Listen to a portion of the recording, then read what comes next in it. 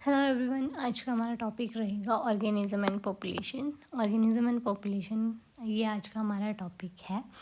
तो चलो आइए पढ़ते हैं आज इस टॉपिक के बारे में। ऑर्गेनिज्म, सबसे पहले ऑर्गेनिज्म की डेफिनेशन क्या होती है। ऑर्गेनिज्म कोई भी एक ऐसा लिविंग इंडिविजुअल होता है, जैसे कि प्लांट हो गए, एनिमल हो गए या फिर माइक्रोब हो गए, जिसमें एक कैपेसिटी हो कि वो एक लाइफ की जो प्रोसेसेस हैं उनको परफॉर्म कर सके।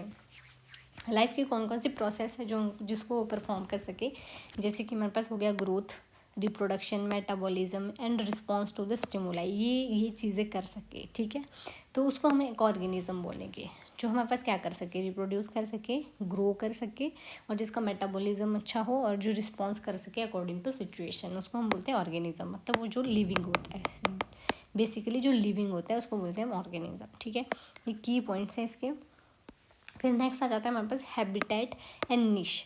हैबिटेट क्या होता है और निश क्या होता है। हैबिटेट हमारे पास वो चीज़ होती है, हैबिटेट क्या होती है हमारे पास, यहाँ पे इसको अंडरलाइन कर लो, हैबिटेट एंड निश। ठीक है, तो हैबिटेट क्या होता है हमारे पास। हैबिटेट हमारे पास वो प्लेस होता है जहाँ पे एक ऑर्गेनिज्म रहता है, वेयर द ऑर्गेनिज्म लिव्स। ठीक है, जैसे कि एग्जांपल हो गए इसके, जैसे पॉन्ड, फॉरेस्ट, डेजर्ट, ये सारे हैबिटेट हैं इनके। ठीक है, यहाँ पे ये एनिमल्स रहते हैं तो उसको बोलते हैं हैबिटेट। निश क्या होता है, निश एक उनका काम होता है, इस हैबिटेट में जो इनका रोल होगा, किसी भी ऑर्गेनिज्म का जो रोल होगा हैबिटेट में, उसको बोलते हैं निश। ठीक है, रोल और function of an organism in its ecosystem. ठीक है, हैबिटेट बोल लो या फिर एक इकोसिस्टम में किसी जानवर का क्या काम है, कितनी उसकी इम्पोर्टेंस है, या उसके ना होने से क्या नुकसान है वहाँ पे, तो वो सारे आते हैं निश में। ठीक है, तो ये है हमारे पास हैबिटेट और निश, इसकी डेफिनेशन है। नेक्स्ट हम आ जाते हैं एबायोटिक फैक्टर्स अफेक्टिंग ऑर्गेनिज्म। फिर हमारे पास आ जाते हैं हम बायोटिक और एबायोटिक फैक्टर। ठीक है, हैबिटेट निश हमने पढ़ लिया, अब हम पढ़ेंगे एबायोटिक फैक्टर्स। हमारे पास दो टाइप के फैक्टर होते हैं, एक होते हैं एबायोटिक फैक्टर, एक होते हैं बायोटिक फैक्टर, जो आगे इकोसिस्टम में भी हम पढ़ेंगे। तो एबायोटिक फैक्टर जो किसी ऑर्गेनिज्म को अफेक्ट करते हैं, एबायोटिक मीन्स नॉन लिविंग, जो जिंदा नहीं होते, वो वाले फैक्टर। जैसे हमारे पास है टेम्परेचर, वाटर एंड लाइट। तो ये चीज़ें कैसे अफेक्ट करती हैं हमारे पास ऑर्गेनिज्म को। टेम्परेचर जो है एनिमल के या फिर किसी भी लिविंग ऑर्गेनिज्म के मेटाबॉलिज्म को भी अफेक्ट करती है। ठीक है, जैसे हमारे पास यू थर्मल प्लांट होते कुछ, या फिर यू थर्मल प्लांट होते हैं जो टॉलरेट कर सकते हैं वाइड रेंज ऑफ टेम्परेचर, और स्टेनोथर्मल जो टॉलरेट करते हैं नैरो रेंज ऑफ टेम्परेचर। तो ये इसमें डिफरेंस है। फिर नेक्स्ट आ जाता है वाटर। वाटर भी एक एबायोटिक फैक्टर है। तो ये कैसे अफेक्ट करता है, ये हमारे पास अवेबिलिटी, अगर इसकी जो अवेबिलिटी होती है वो डिसाइड करेगी कि ऑर्गेनिज्म की डिस्ट्रीब्यूशन कैसे होगी। जैसे एक्वाटिक होगी, अगर ज़्यादा पानी होगा तो एक्वाटिक होगी, अगर कम पानी होगा तो टेरेस्ट्रियल होगी, एम्फीबियंस, मतलब ये वाटर वाले फैक्टर्स हैं। ठीक है, फिर नेक्स्ट आ जाता है लाइट। लाइट कैसे अफेक्ट करती है प्लांट्स में, कैसे अफेक्ट करती है, फोटोसिंथेसिस में हेल्प करती है सनलाइट। ठीक है, अगर वो कम होती है तो फोटोसिंथेसिस प्रॉपरली नहीं हो पाएगी। ठीक है, और फ्लावरिंग के लिए भी हमारे पास लाइट इंपॉर्टेंट होती है। कईयों में माइग्रेशन का फैक्टर भी लाइट पे डिपेंड होता है, तो वो प्रॉपरली नहीं हो पाएगी। सॉइल, सॉइल कैसे इन्फ्लुएंस करती है, ये हमारे पास सॉइल जो है, सॉइल जिस टाइप की होती है वो बताता है कि किस टाइप की यहाँ पे वेजिटेशन होगी। ठीक है, तो वो वेजिटेशन किसी भी प्लेस की डिपेंड करती है सॉइल की पीएच के ऊपर, उसके मिनरल और मॉइस्चर कंटेंट के ऊपर, तो सॉइल भी अफेक्ट करती है। ठीक है, फिर नेक्स्ट आ जाती है हमारे पास टर्म अडेप्टेशन। अडेप्टेशन क्या होती है, अडेप्टेशन होती है कि अगर हम मान लो हम रह रहे हैं अभी किसी एक प्लेस पे, मान लो हम चंडीगढ़ में रह रहे हैं, तो नेक्स्ट मान लो हमें शिफ्ट कर देते हैं दिल्ली। ठीक है, अब अडेप्टेशन क्या होगी, जो चंडीगढ़ का क्लाइमेट है और जो दिल्ली का क्लाइमेट है वो डिफरेंट है। अगर हम चंडीगढ़ से यहाँ पे शिफ्ट हो जाते हैं तो हम दिल्ली में, अगर हम स्टार्टिंग में गए, मान लो स्टार्टिंग में 1-2 मंथ रहे हम, हमारे को वहाँ का क्लाइमेट सूट नहीं किया। ठीक है, फिर हमारे को क्या होगा, वहाँ पे थोड़ी दिक्कत आएगी रहने में। फिर जैसे ही 1-2 महीना हमारे को वहाँ रहते हुए हो गया, फिर हम उधर का जो एनवायरनमेंट होता है उसको हम अडेप्ट कर लेते हैं सॉरी, तो उसको हम बोलते हैं अडेप्टेशन। ठीक है, तो अडेप्टेशन होती है कि जो हैबिटेट है उसके अकॉर्डिंग वहाँ पे जितने भी रिसोर्सेज अवेलेबल है उसके साथ हमें सर्वाइव करना है। ठीक है, तो वो होती है अडेप्टेशन। ठीक है, फिर आ जाते हैं टाइप। टाइप होता है कि मॉर्फोलॉजिकल अडेप्टेशन होती है, एक फिजियोलॉजिकल अडेप्टेशन होती है, एक बिहेवियर अडेप्टेशन होती है। मॉर्फोलॉजिकल अडेप्टेशन मतलब कि वो बॉडी स्ट्रक्चर कैसा होगा उसका। ठीक है, फिजियोलॉजिकल अडेप्टेशन मीन्स कि उसकी बॉडी काम कैसे करेगी। बिहेवियर मतलब उसके एक्शंस कैसे होंगे। तो ये 3 टाइप की अडेप्टेशन हमारे पास होती है। ठीक है, बिहेवियर मतलब उनके एक्शंस, जैसे वो माइग्रेशन करते हैं, हिबरनेशन करते हैं, कौन सा एनिमल माइग्रेट करता है, कौन सा हिबरनेट करता है, तो ये सारी इस वाले में आ जाएंगे। ठीक है, नेक्स्ट आ जाता है हमारे पास पॉपुलेशन। पॉपुलेशन क्या होती है? ठीक है, पॉपुलेशन सबको पता है, बहुत सारे पीपल्स जहाँ एक साथ रहते हैं। ठीक है, पॉपुलेशन होता है ग्रुप ऑफ इंडिविजुअल्स, मतलब ग्रुप होता है इंडिविजुअल्स का, अलग मतलब बहुत सारे लोगों का एक ग्रुप जिनकी सेम स्पीसीज होती है और वो सेम एरिया में रहते हैं, उसको हम पॉपुलेशन बोलते हैं।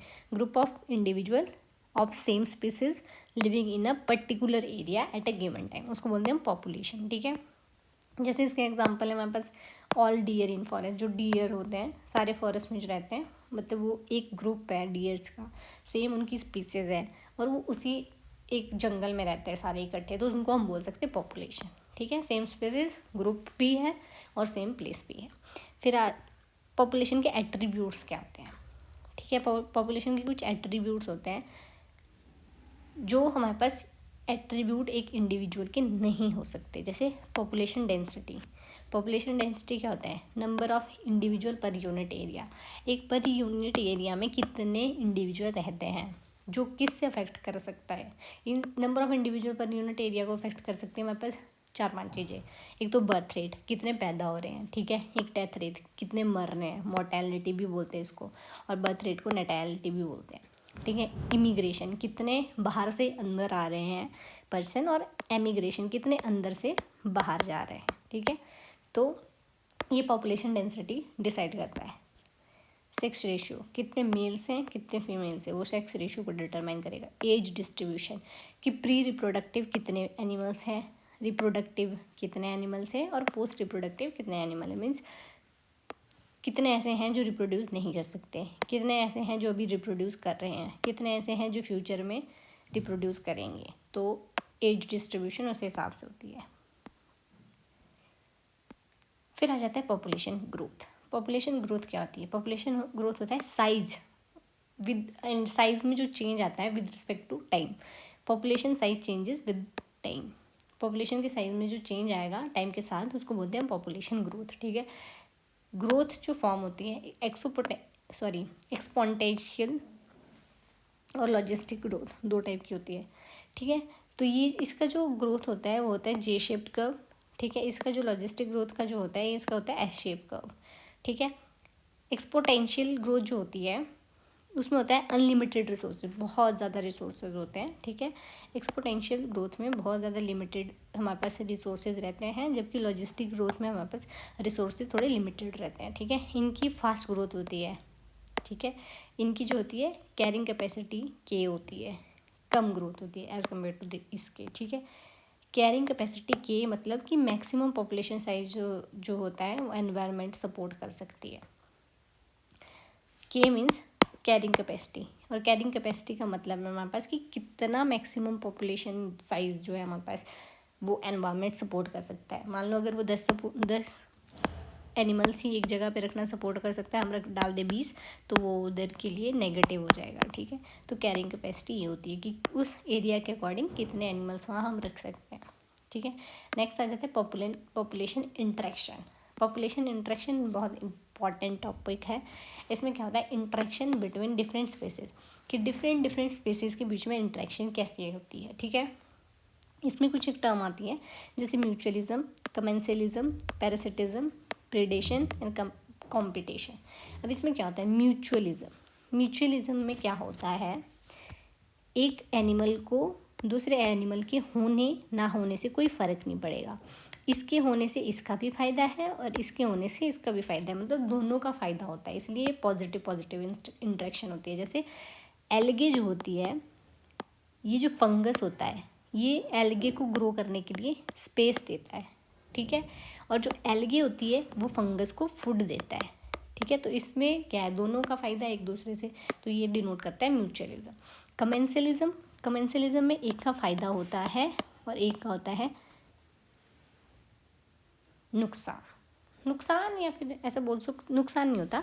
कमेंसलिज्म में एक का फ़ायदा होता है, एक का ना नुकसान होता है ना फ़ायदा होता है, कुछ भी नहीं होता। कमेंसलिज्म वो होता है जैसे cattle and grazing cattle, cattle egret and grazing cattle. मान लो एक कैटल इग्रेट है, एक ग्रेजिंग कैटल है, ठीक है।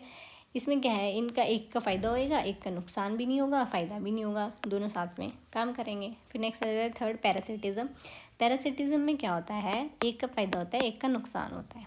ये साइन ये डिनोट करते हैं, ठीक है। फ़ायदा कैसे, जैसे टेप वॉर्म इन ह्यूमन।